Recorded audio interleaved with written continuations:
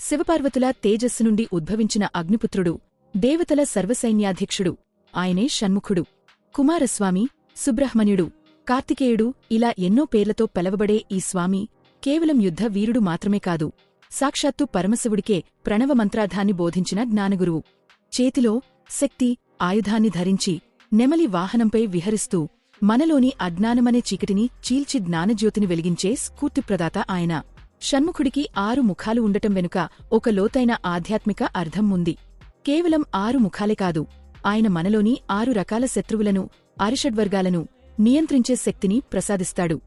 షణ్ముఖుడు దేవసేనాపతి, తారకాసురుడు వంటి భయంకరమైన రాక్షసులను అంతం చేయడానికి జన్మించినవాడు. మన జీవితంలో వచ్చే కష్టాలు, శత్రు భయాలు మరియు ఆటంకాలను తొలగించుకోవడానికి ఆయన్ని పూజిస్తారు. కుజదోష నివారణ, జ్ఞాన సముపార్జన, ఏకాగ్రత మరియు క్రమశిక్షణ, సంతాన ప్రాప్తి, నాగదోష నివారణ, ఆటంకాలను తొలగించుకోవడానికి షణ్ముఖుడిని పూజిస్తారు. ఇలాంటి మరిన్ని ఆసక్తికరమైన నిజాల కోసం ఛానల్ సబ్స్క్రైబ్ చేసుకోండి.